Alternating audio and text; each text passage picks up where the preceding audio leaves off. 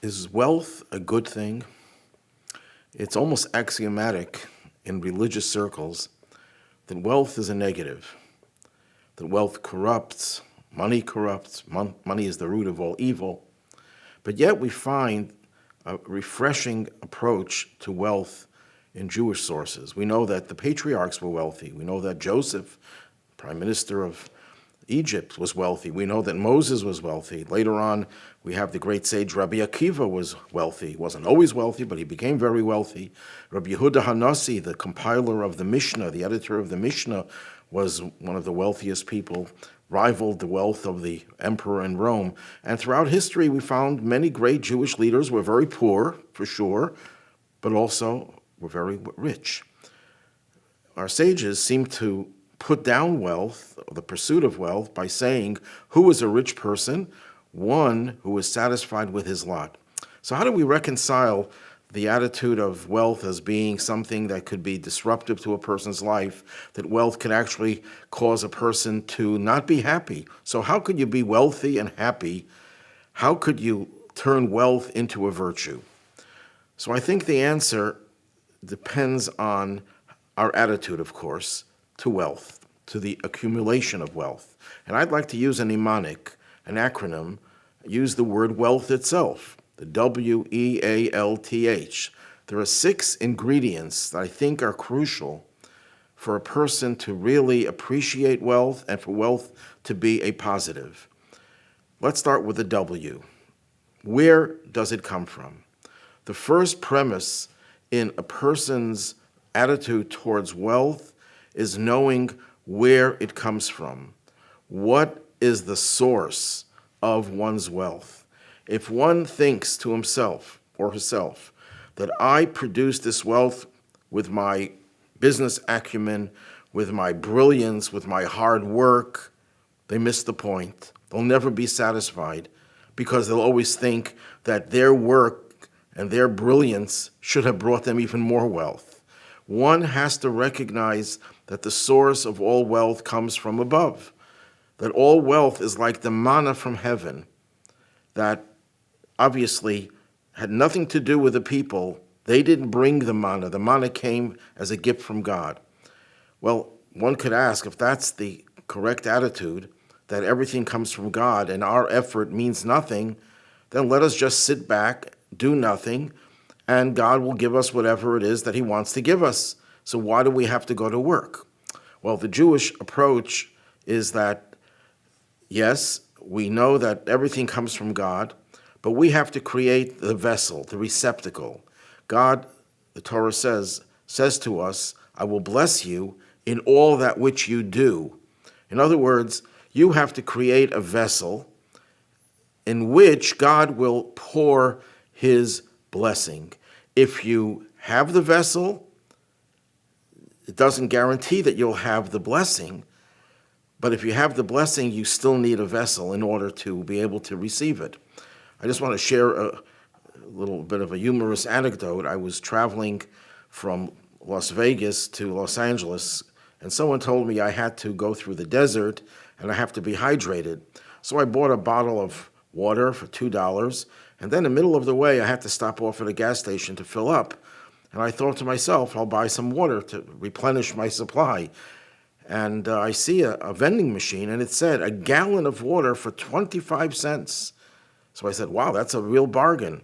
So I put in the 25 cents, and out came a gallon of water. It splattered all over. I did not bring a container, a vessel in which to contain the water. So yes, we do need a vessel. You have to do something, but you have to know that the vessel does not bring wealth. It's God's blessing exclusively that brings the wealth.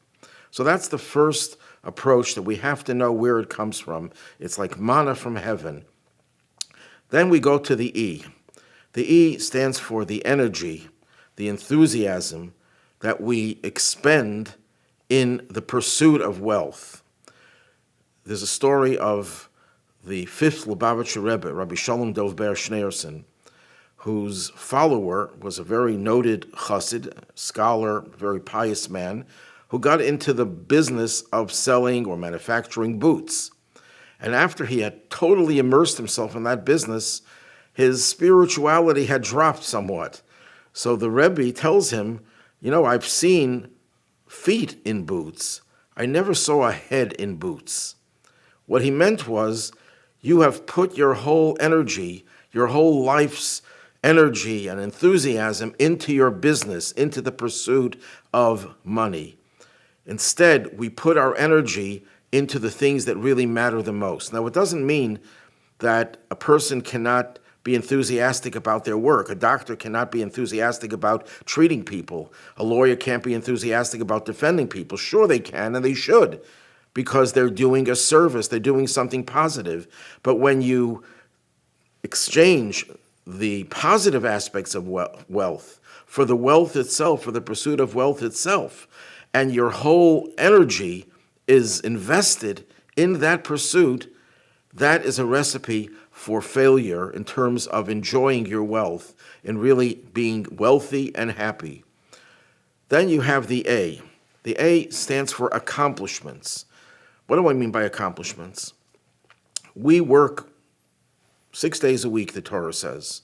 Torah doesn't just say rest on the Sabbath. It says you have to work 6 days a week. And then you have the Sabbath, Shabbat. When a person works, what motivates the person to work? It's the delight that you get from the work itself. Well, if you enjoy the work, then of course you get delight. If you don't enjoy the work, or you just want the money to be able to support yourself and your family, then you want the support that you have from your work. And when you see that you have achieved your goal, there's a certain sense of delight. But while you're working, when you're putting your whole head into the work, and especially those people who have become workaholics, they don't have a chance to experience the delight. They never savor their accomplishments because they're just so preoccupied with more and more work and being worried about maybe their work is not going to be profitable, maybe something will happen. They're constantly worried. If you own your own business, for example, you don't just work 9 to 5. You take it home with you, you sleep with it, you dream about it, you wake up with it. So you never savor your accomplishments. How do you savor your accomplishments when you know that there's a limit to your work? Yes, 6 days of the week you work, and you can work hard to create that vessel, but the seventh day you rest, which, number one, provides you with a respite from the work, and you could sit back and you could savor your accomplishments. You feel a delight. That's exactly what God did. God worked for 6 days, so to speak, because God doesn't get tired from his work. But when did he withdraw, so to speak, from the creation of the world, involvement in the creation on the Sabbath? What does that mean? It means that God now was able to, so to speak, sit back and enjoy the very act of creation itself. Shabbat is a day of delight when we savor our accomplishments. If a person works 7 days a week, a person does not have Shabbat, they never really feel content and satisfied with their accomplishments because they always have to do more and they're never satisfied. So that is the A of the word wealth. And then you have the L. The L stands for license and legitimacy. There's a midrash that says that God really had no reason to create gold. Why did he create gold? Because they needed it in the Mishkan, in the tabernacle, and in the Beit HaMikdash, in the Holy Temple. So if you take that statement at face value, it means that God really doesn't want to give us gold, because it's not necessary. We can live without gold. And by gold, by extension, could mean all sorts of luxuries and fancy things and expensive things, wealth itself. But God created it because he wanted the temple to be exquisitely beautiful and rich. God's house has to be beautiful. So God says, well, once I created the gold as a concession to humanity, I'll let them have gold as well and permit them to use gold and to use wealth, even if it's not for the temple. That would be the simple but also very superficial way of understanding that midrash. What the midrash is really saying is that God created wealth for the temple. Not just the temple in Jerusalem, the temple that was built with actual gold, but it refers to everything that we build in our lives, our own homes, our communities. Everything that we build, everything that we accomplish has to be ultimately a sanctuary for God. How do we make our home a sanctuary for God? When you put a mezuzah on the doorpost, when you have meals and you invite guests into your home, when the meals are kosher, when you observe the Shabbat and Jewish holidays, when the house, the atmosphere, you have a pushka, a charity box attached to the wall, and every time you cook, you remember that there are other people who don't have food, and you put money into the pushka, into the charity box. We're talking about how you can transform your home and your whole life by extension into a sanctuary for God. So God says, that's why I created wealth. Wealth was not created for expensive homes just for the sake of having luxury. It was created, yes, you can have luxury, you can have wealth, but recognize that it was created for one purpose exclusively. And to the extent that we live a life that everything we do contributes to the creation of this sanctuary, and ultimately the whole world becomes God's sanctuary every time we do a mitzvah in our homes or out of our homes.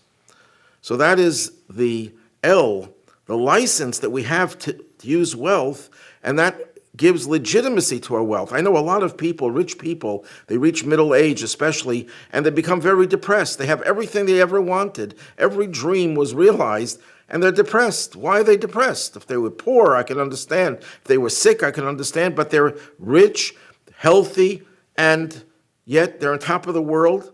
They bought their latest, the newest sports car. They have every luxury. And yet they're very depressed. Why? Because they feel very empty. They feel their lives have no legitimacy.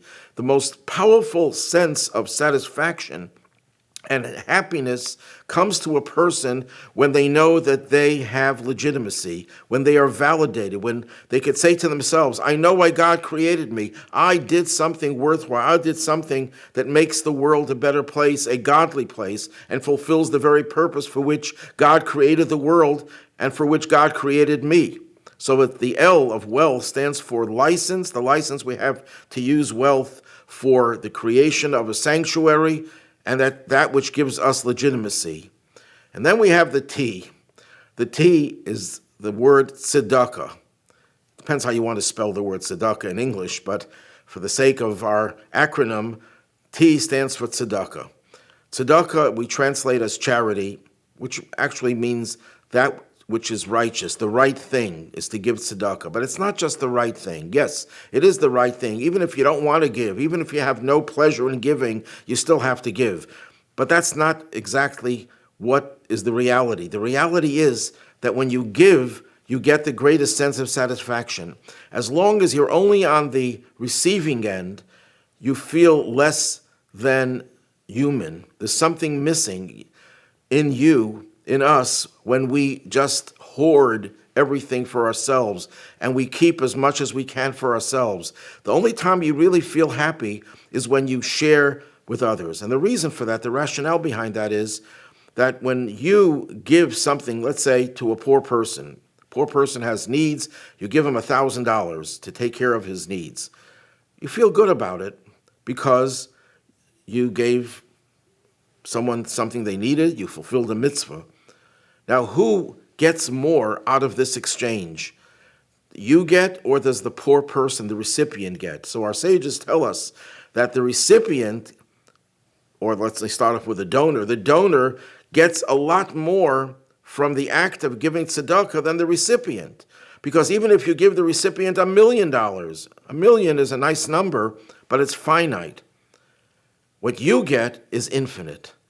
What we get when we give tzedakah, when we give and share our wealth with others, has no value. It's beyond value because it's the way we fulfill a mitzvah. A mitzvah connects us to God. God who is infinite, we share a part of that infinite godly energy. And therefore we get something that the poor person gives us when he receives the charitable donation.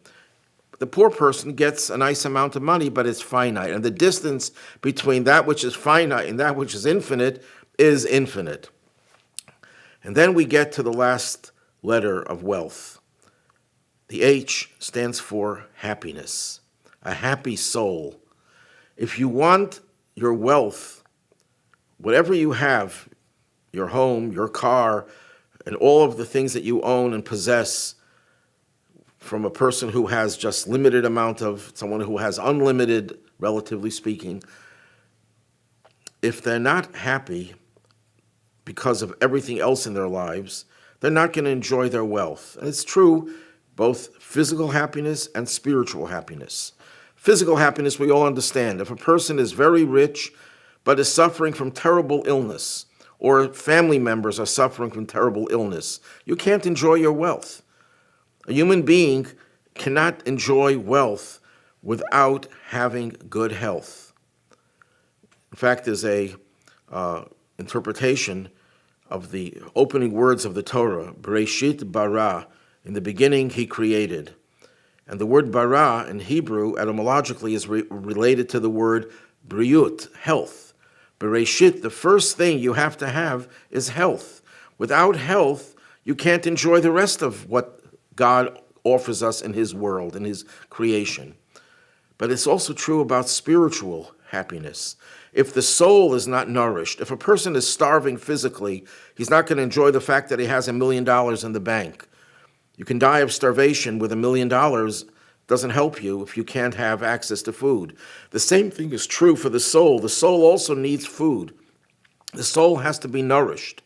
And what is the nourishment for the soul? The mitzvahs that we do. Every time we do a mitzvah, every time we give tzedakah, every time we put on tefillin, every time we do whatever the mitzvah may be, light a Shabbos candle. And there are 613 biblical commandments, and who knows how many rabbinical laws and Jewish customs that are all part of Judaism. That is what the soul needs for its nourishment, for its nutrition. If you don't feed the soul and you think that you can still be happy because I'll buy myself another car, a sports car, I'll try to drown out my depression with more entertainment, I'll get a bigger screen for my TV, or whatever else that people do, I'll take a trip around the world. That's only going to make the soul feel even more deprived because you're covering it up with things that the soul doesn't care for. So the more we neglect the soul's nutritional needs, the less happy we will be with our wealth. The more the soul is nurtured and happy, the more we will be able to enjoy our physical and material wealth as well. So we have wealth. We have to know where our wealth comes from. It comes from God. We have to put our energy and our emphasis and our enthusiasm not on the actual work or the money that the work will give us, but on the benefits that we will be able to enjoy for ourselves and for others especially. We have the sense of accomplishment. When a person observes Shabbat, they have a sense of accomplishment. They feel that they, number one, don't have to become workaholics. They can take a pause and enjoy what they've accomplished.